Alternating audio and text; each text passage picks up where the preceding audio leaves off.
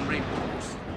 চট্টগ্রাম বন্দরের new mooring container terminal, Laldia, Pangaon ও bay terminal নির্মাণ ও পরিচালনার জন্য বিদেশি অপারেটর নিয়োগের উদ্যোগ সরকারের।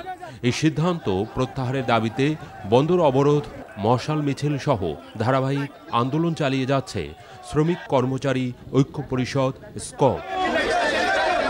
কারো সাধ্য নয় এটাকে ডিপি ওয়ার্ল্ডকে দেওয়া, বিদেশিদের দেওয়া।